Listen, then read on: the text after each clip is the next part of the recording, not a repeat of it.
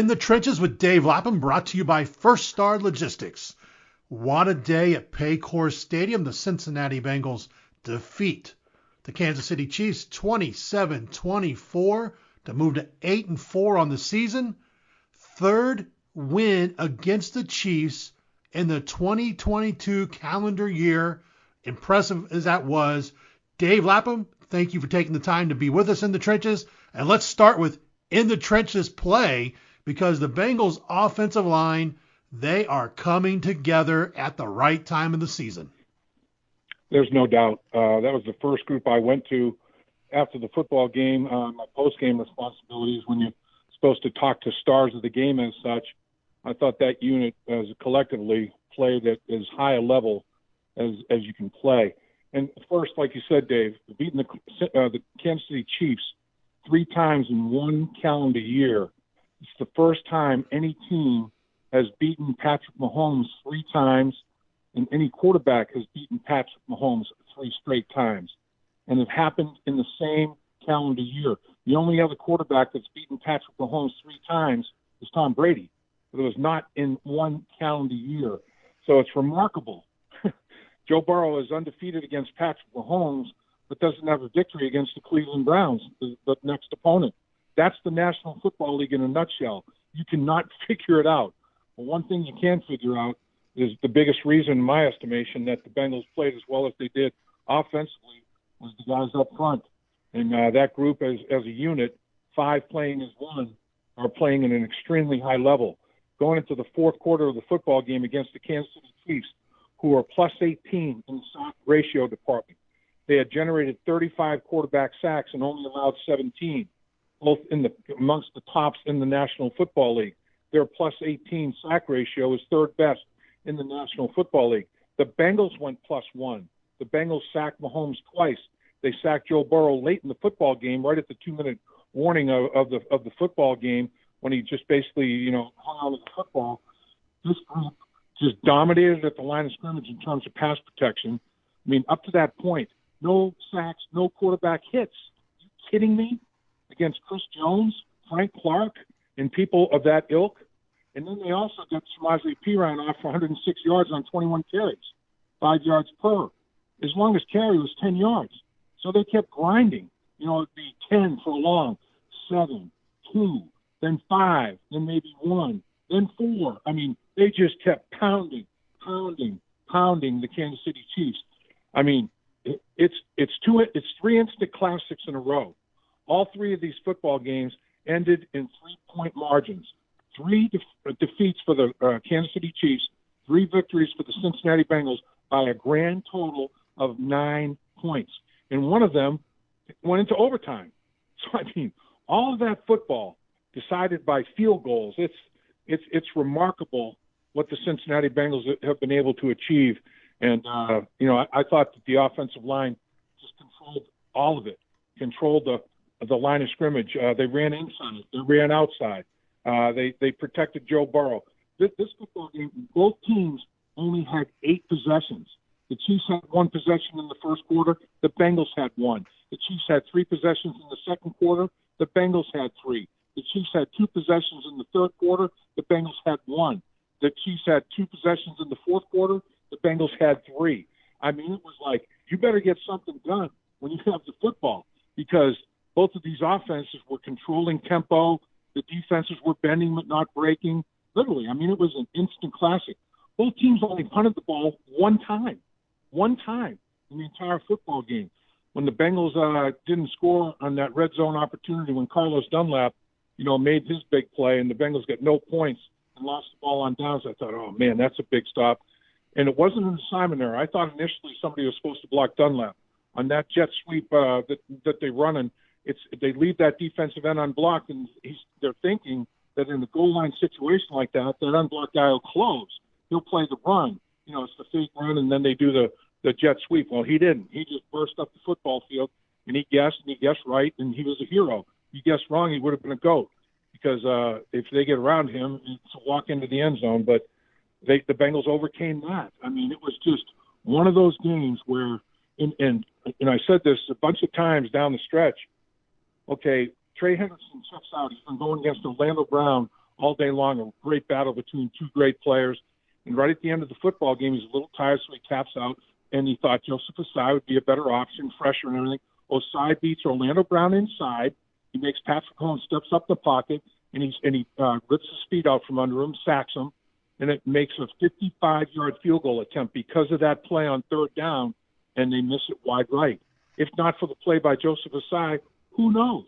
So, I mean, in a game like this, you can go back to a zillion plays, offensively, defensively, for both football teams, and if any one of them went differently, who knows?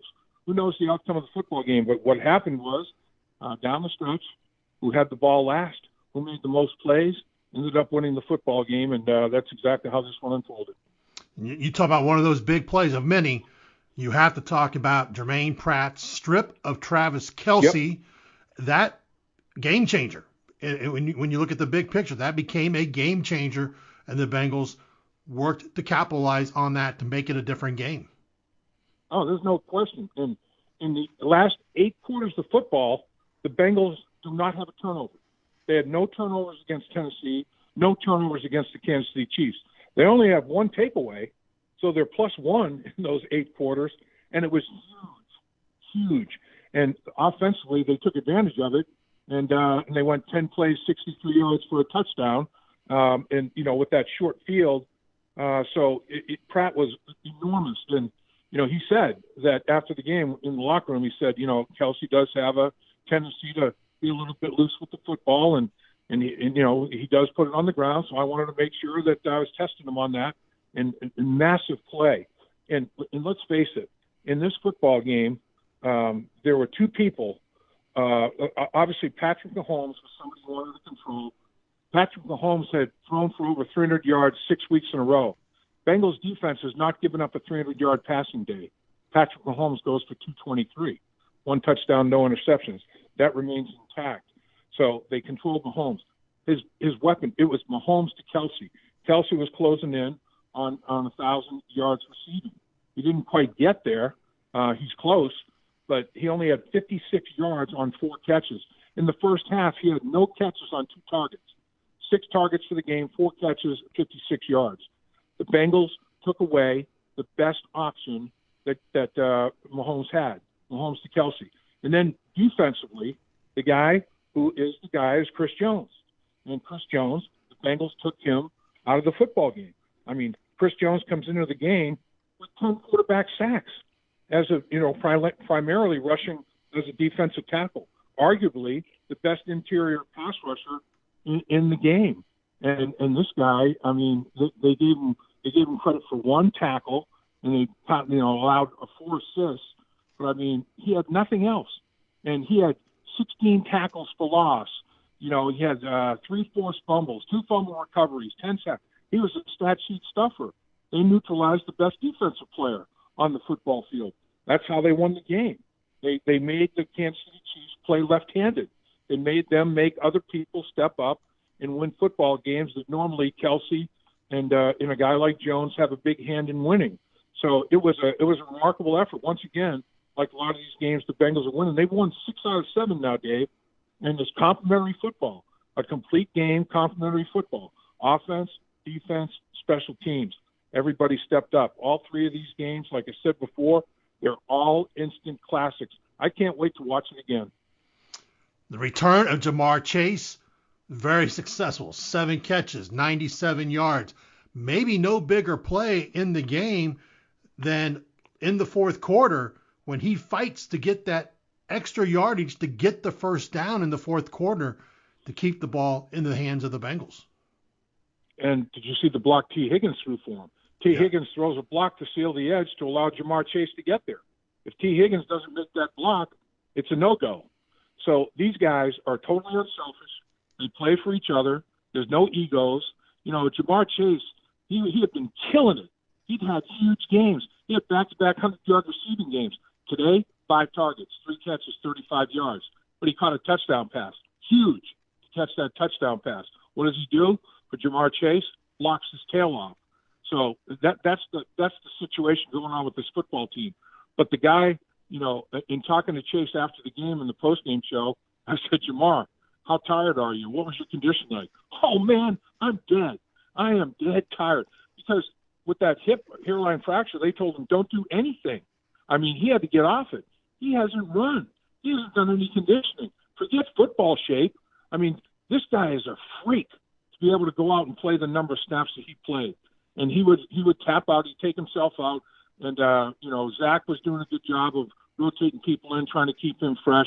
But 8 targets, 7 catches, 97 yards. He had a 40-yard catch for a long. Samaje, 21 carries, 106 yards. Joe throws for 286. Quarterback rating of 126.6. Your quarterback, your running back, and one of your receivers gets off and have big days. As an offensive line, you live vicariously through the success of those skill guys. So, I mean, it was a heck of a day all the way around for the Cincinnati Bengals against a football team that's pretty darn good. And honestly, the Chiefs have much more margin for error than the Bengals. I mean, the remaining opponents for the Chiefs, I'm not sure that they have a 30% winning percentage collectively.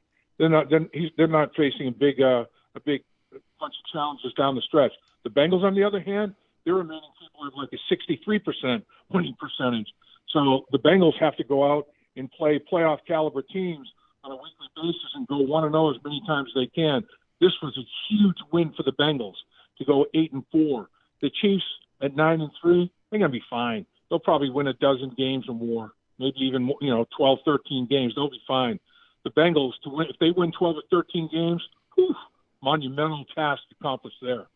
Yeah, and Miami lost today, so that helps the Bengals in the playoff hunt.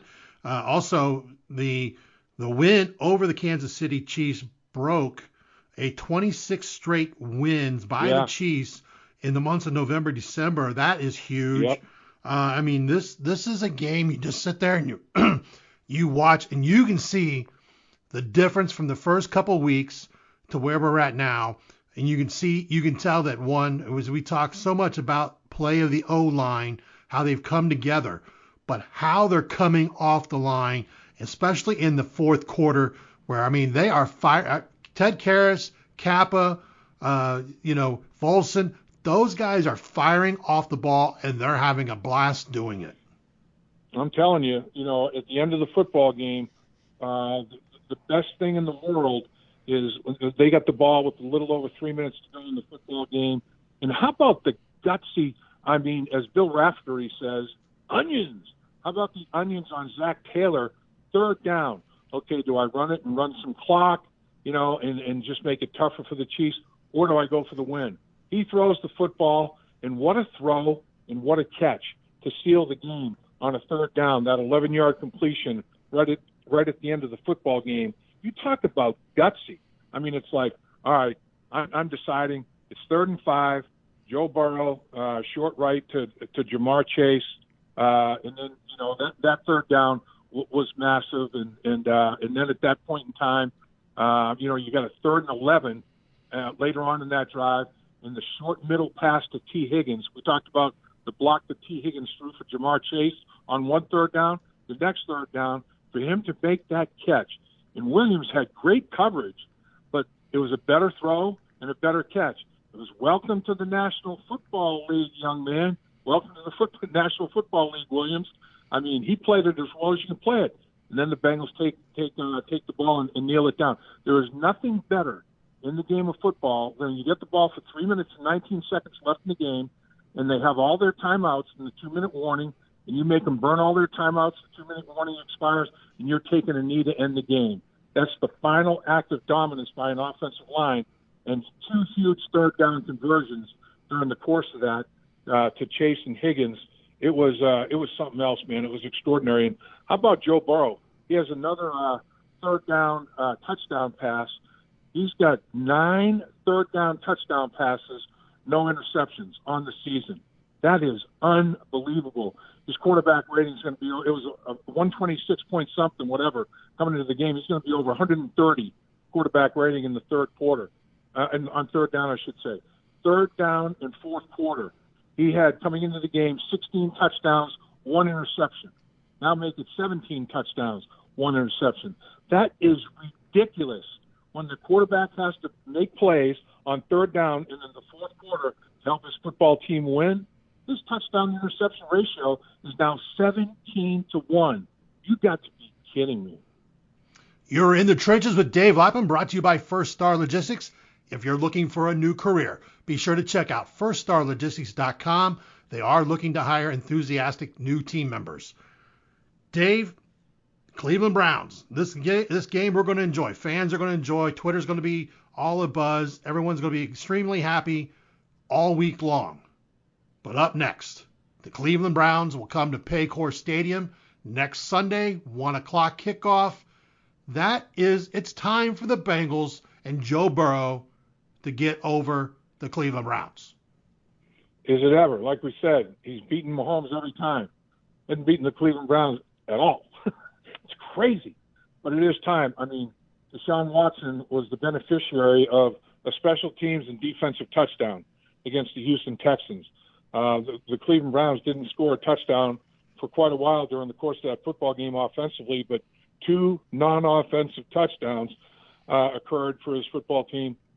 And you don't lose those football games. If you score 1 touchdown that's unscripted, non-offensive score, you're going to win the football game like 98% of the time. You score 2 of them, I mean, I think you're going to win that even if you don't score offensively pretty much. And that really helped Deshaun Watson. I'm sure the game was fast. He hasn't played in 700 days. So, I mean, I agree with what people were talking about. If I'm game planning offensively for Deshaun Watson, I'm getting him out of pocket and cutting the field in half. I'm decreasing his reads where you can get him out in space and give him a 2-way go. He can hurt you with his speed. He can hurt you with his throwing arm. I think they changed the launch point. I don't think they necessarily keep him in the pocket all day long. I think it's going to be very important to contain your pass rush on Deshaun Watson, mush rush him a little bit, keep him contained. Make him go through a progression of reads. He's only played 1 game in 700 days. So Lou Anarumo does a masterful job of changing coverages up against a guy like Patrick Mahomes who can't pick them apart. You would think that Deshaun Watson would have a tough time trying to diagnose and read and make the proper decisions in terms of getting a handle on what Lou Anarumo is doing to him. So hopefully the defense steps up and plays a really, really good football game. And Joe Mixon is back for the Cleveland Browns. And you get a 1-2 punch of Joe Mixon and Samaje Perine, or Samaje Perine and Joe Mixon, however you want to look at it. I mean, that's a pretty good scenario. And how about Chris Evans, making a big catch on a play that the Bengals had to have. Williams is doing a good job also at the running back position. I mean, they got plenty of talent at running back and wide receiver. Now, the big question is, how bad is that calf injury to Hayden Hurst? You got 3 muscles in your calf. One of them is a big muscle, and there's a couple of complementary smaller muscles. Which muscle did he mess up? You start messing with calf muscles, messing with those things, it can be a while. So I'm not sure that Hayden Hurst is going to play against the Cleveland Browns, but the others did a good job of stepping up. Other tight ends stepped up.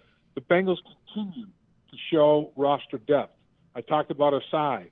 We talked about Perine stepping in for Mixon. We talked about, Trenton Irwin stepping in when Jamar Chase was down. Jamar Chase is the one that told Trenton Irwin, it's your time. Let's go play.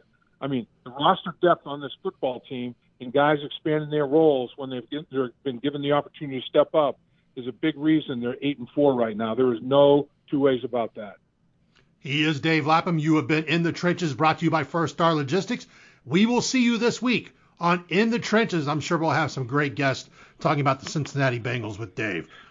Dave, yeah, enjoy. we got Chris Sims lined up, Dave. Chris Sims will be joining us, and I'm sure we'll be talking with the coordinators and who knows what other players. So, yeah, Victory Monday. The players already get another Victory Monday.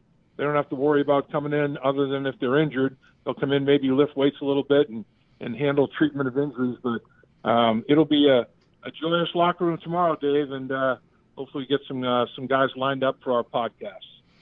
Until next time, everybody, thank you for being with us on In the Trenches with Dave Lapham. Dave Lapham here, and every day I am grateful for my experience to have played professional football. As a player, I realized self-motivation, leadership, and appreciating your teammates are key. At First Star Logistics, you can use those same attributes to create the life you want for you and your family. Build your future by working hard like I did. You'll see results both on and off the field. Call First Star Logistics today and be part of our winning team. Opportunity knocking.